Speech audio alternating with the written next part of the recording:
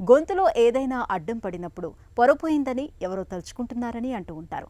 మనం తిన్న ఆహారము కిందకు కదలడానికి వీలుగా తలపై తడుతూ ఉంటారు. నిజానికి తింటున్నప్పుడే కాదు, చాలా సందర్భాల్లో గొంతులో ఏవైనా ఇరుక్కుపోతూ ఉంటాయి. పిల్లలు ఆడుకుంటూ ఏవైనా వస్తువుల్ని నోట్లో పెట్టుకున్నప్పుడు అవి గొంతులోకి జారి అక్కడ అడ్డం పడుతూ ఉంటాయి. వయసు పైబడిన వాళ్లలో కొంతమందిలో గొంతు కండరాలు బలహీనంగా మారినప్పుడు కూడా తరచూ గొంతులో ఏదో అడ్డం పడిందని చెబుతూ ఉంటారు. గొంతులో ఏదైనా ఇరుక్కుపోవటం అనేది నిజానికి అత్యవసర పరిస్థితి. ఇలాంటప్పుడు వెంటనే ఏం చేయాలో, ఏం చేయకూడదో ఇప్పుడు తెలుసుకుందాం.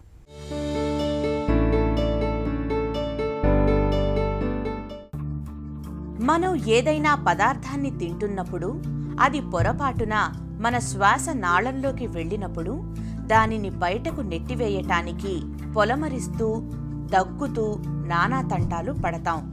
అలాగే పిల్లలు కూడా తింటున్నప్పుడో లేదంటే పొరపాటున ఏదైనా ఆట వస్తువులను నోట్లో పెట్టుకున్నప్పుడో కొన్ని సందర్భాల్లో అవి గొంతులో అడ్డంగా ఇరుక్కుపోతుంటాయి. ఇలాంటప్పుడు శ్వాస పీల్చుకోవడం కష్టసాధ్యమవుతుంది. క్రమంగా ఆక్సిజన్ సరఫరా నిలిచిపోయి చివరకు ప్రాణాపాయం కూడా సంభవించవచ్చు. ఇది ఒక రకంగా అత్యవసర పరిస్థితి. ఇలాంటి సందర్భాల్లో ఏం చేయాలనే విషయం ప్రతి వారికి తెలిసి ఉండటం అవసరం. ఇలాంటప్పుడు ముందుగా పిల్లలకు ఎడమ పక్కగా నించుని వీపు మీద అరచేత్తో 4 సార్లు గట్టిగా చరచాలి. చరుస్తున్న చేతిని గాక రెండవ చేతిని పిల్లల ఛాతీ మీద గట్టిగా అదిమిపెట్టి ఉంచాలి. అలాగే పిల్లాడి తలను ఛాతీ మీదకు కొద్దిగా ఉంచుకునేటట్లు చేయాలి. మరీ చిన్నపిల్లలైతే తలను కిందివైపు ఉండేలా పట్టుకుని అరచేతిని కప్పులాగా మూసి ఉంచి పిల్లవాడి వెన్ను కింద చిన్నగా చరుస్తుండాలి.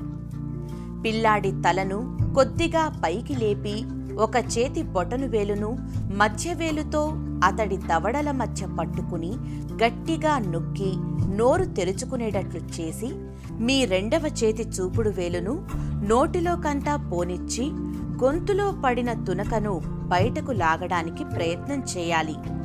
ఈ పద్ధతిలో గొంతులోకి వెళ్లిన మీ చూపుడు వేలును పదార్థపు తునకలు తగలగానే హుక్కులాగా వంచి పట్టుకుని యువతలకు లాగాల్సి ఉంటుంది. పై పద్ధతులేవీ పనిచేయనప్పుడు వెంటనే సహాయం కోసం దగ్గరలోని ఆస్పత్రికి తీసుకువెళ్లాలి.